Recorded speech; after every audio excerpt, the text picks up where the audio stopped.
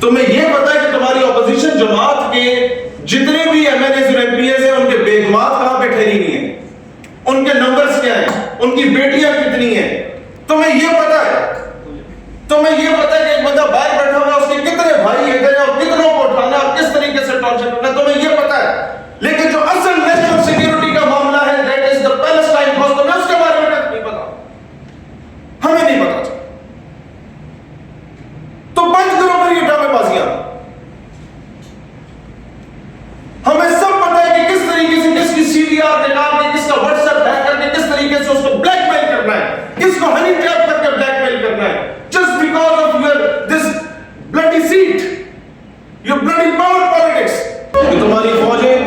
تمہاری وردیاں کسی کام کی نہیں ہیں، اس قوم نے اپنا پیٹ کاٹ کے اگر تمہیں پالا ہے تو اس کا کوئی فائدہ نہیں ہے اگر وہ بیت المقدس کے لیے وہ توپے ٹینکے بندوقیں نہیں ہوتے،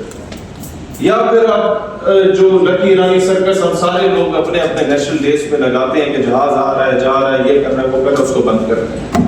There is nothing more than a lucky ایرانی سرکس اگر وہ فلسطین کے کام نہیں آ رہا، اگر وہ مقبوضہ کشمیر کے کام نہیں آ رہا۔ یہ تمام امت مسلمہ کو اس کے لیے فل اسٹاپ لگا دینا چاہیے، اور اس بات پہ اگر کوئی ہمیں اریسٹ کرتا ہے، ایک نہیں 1000 مرتبہ کرو ہماری کھال اٹھا دو، اگر القدس سیف نہیں ہے then no one is safe۔ مجھے یہ سمجھ نہیں آ رہی کہ آج حامد میر صاحب کے پروگرام میں انہوں نے بڑا زبردست سوال ڈیفنس منسٹر سے کیا کہ جو پاکستانی وفد اسرائیل گیا اس کے بارے میں کیا کہیں گے۔ اس نے کہا مجھے ایک خاتون کے علاوہ کسی کا نہیں پتا کہ کون گیا، یہ پتا ہے کہ وفد گیا۔ بھائی تو وزیر دفاع ہو، تمہیں نہیں پتا؟ انٹیریئر منسٹر سے سوال ہوا، آپ کو پتا؟ مجھے نہیں پتا،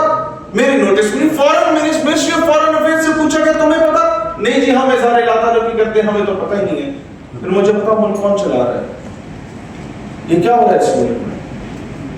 تمہیں پتہ ہی نہیں۔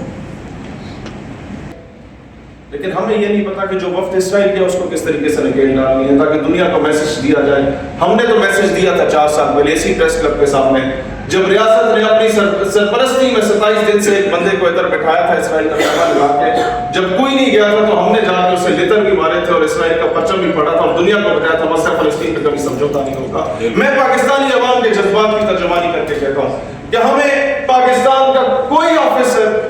کوئی ایم این اے، کوئی ایم پی اے اس کی حرمت بیت المقدس کی حرمت سے زیادہ عزیز نہیں ہے،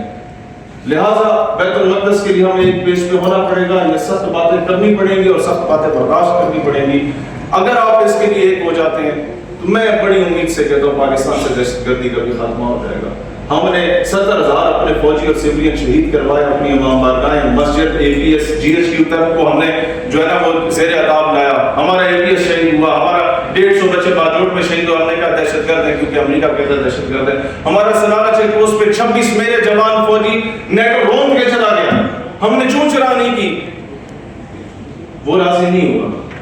ہم نے اپنی بیٹی اٹھا کے ان کے حوالے کر دی اور 24 سال سے اس کے سامنے بات تک نہیں کی کہ عافیہ صدیقی بات، تو وہ راضی نہیں ہوا۔